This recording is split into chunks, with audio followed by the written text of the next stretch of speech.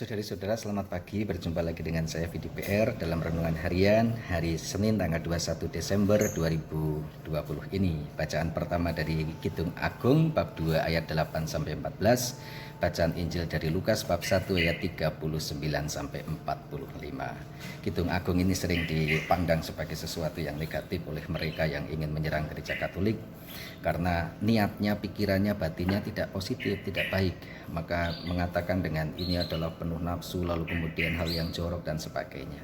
Tetapi sebaliknya, kalau dasarnya adalah cinta, itu menggerakkan orang untuk berlaku sesuatu yang positif, melihatnya secara positif. Kidung Agung sangat positif. Karena apa? Penulis bisa merefleksikan keindahan-keindahan ciptaan. Contohnya, dia bisa mengagumi ciptaan Allah, harumnya bunga anggur dikagumi, suara burung terkuku dikagumi, keelokan paras kekasihnya dikagumi. Sesuatu yang positif-positif meluas keluar sebagai ungkapan syukur, kekaguman, pujian dan sebagainya. Itulah cinta.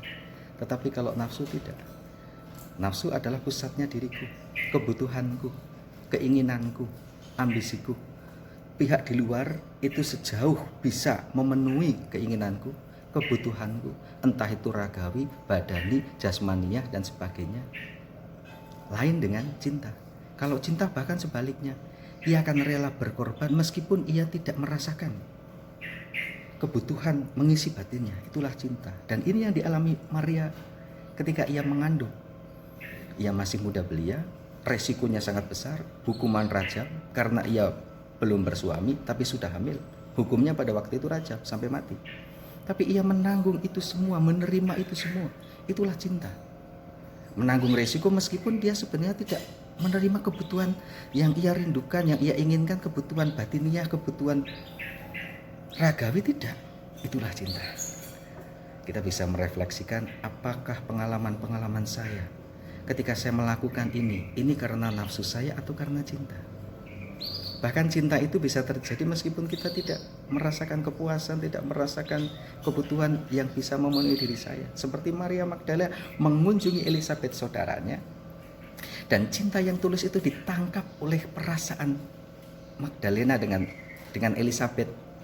Yang Elisabet akhirnya mengatakan, ketika salammu sampai ke telingaku, anak yang di dalam kandunganku melonjak kegirangan. Artinya bisa dimaknai bahwa ungkapan yang tulus, perhatian, cinta itu bukan hanya dirasakan secara luaran, tetapi masuk ke dalam batiniah, rasa yang terdalam. Ini kalau mau dikaitkan dengan bacaan Injil. Bacaan-bacaan kitab suci saya mau kaitkan dengan tulisan Bapak Paus Fransiskus yang baru-baru ini, Fratelli Tutti, semua adalah saudara. Menjadi tahu bagi kita ternyata Paus dengan tulisan Fratelli Tutti itu dia adalah pencinta binatang, mungkin sama seperti Anda dan saya. Romo Carolus punya banyak monyet belasan di pastoran di tempat kami. Saya ada burung-burung, mungkin Anda ada juga anjing atau kucing di rumah. Paulus mengatakan nanti di sorga kelak kita akan berjumpa lagi dengan semua yang kita cintai dan mencintai kita. Semua itu artinya apa? Bukan hanya manusia yang dipersempit. Sorga itu bukan hanya manusia, tetapi semua yang diciptakan Allah, yang disayangi Allah akan kembali ketemu, berjumpa lagi dengan dia. Dia yang menciptakan dengan baik adanya, dia juga mencintai dan memeliharanya. Yang merusak itu adalah apa? Justru nafsu manusia, keserakahan manusia, egonya manusia, merusak hubungan satu sama lain, merusak hubungannya dengan alam, dengan ciptaan yang lain, dengan binatang, dengan tanaman, tumbuhan, dengan alam. Sehingga alam pun bergejolak, ada bereaksi, ada banjir di sana, ada wabah, penyakit ini, ada gunung meletus dan sebagainya. Selain faktor alam juga kalau kita mau merefleksikan dengan jujur, karena nafsu kita, karena keberdosaan kita, karena ego kita, karena kita tidak bisa menjaga relasi dengan baik. Bukan karena faktor cinta, tetapi karena ambisius kita, karena keinginan kita, atau kebutuhan kita. Aku pengen menikmati ini, aku pengen pergi sana dan sebagainya.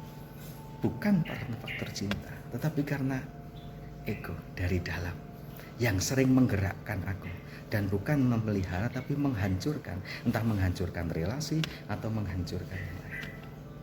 Saudari-saudara, semoga bacaan-bacaan pertama dan bacaan Injil menginspirasi kita. kita harus membedakan mana itu ambisi, mana itu ego, mana itu nafsu, mana itu destruktif merusak, dan mana itu cinta yang tulus, yang memerdekakan, yang membebaskan. Cinta itu tidak mengikat dan tidak menjerat orang untuk kemudian tidak bebas. Itu namanya nafsu. Moga-moga Anda bisa memahami dan merenungkan Injil ini bersama-sama dengan saya. Kita bersama belajar terus-menerus untuk semakin memurnikan relasi kita dengan Allah, relasi kita dengan alam, relasi kita dengan sesama. Masa pandemi ini banyak orang yang tidak suka dengan binatang, banyak orang tidak suka dengan alam. Dengan situasi yang negatif, yang kurang baik ini, ternyata secara tidak langsung kita juga belajar untuk positif. Orang suka menanam tanaman di dalam pot, ada tanaman-tanaman sekarang menjadi tenar, menyukai binatang-binatang, entah ikan, dan yang lain-lain. Banyak sesuatu positif sebenarnya. Relasi hubungan suami istri dengan anak keluarga yang tadinya sangat kurang, justru sekarang dengan banyak di rumah, anak-anak tidak di sekolah di luar, kerja bisa di rumah, menjalin relasi menjadi quality time, waktu yang berkualitas. Sebagai silih atas perbuatan kita yang dulu selalu untuk pengen memenuhi kebutuhan, nafsu, mengumbar, saya pengen ke sana, saya melakukan ini, untuk menuan diri saya selalu fokusnya kita. Meskipun praktiknya kita dengan orang lain. Nah, ini menjadi sarana silih bagaimana kesempatan yang baik ini kita untuk dalam tanda kutip bertobat. Selamat, sebentar lagi kita memasuki masa Hari Raya Natal. Semoga Hari Raya Natal menjadi rahmat, kesempatan yang berahmat bagi Anda dan saya. Tuhan memberkati Anda dan saya. Selamat beraktivitas dan berkat dalam.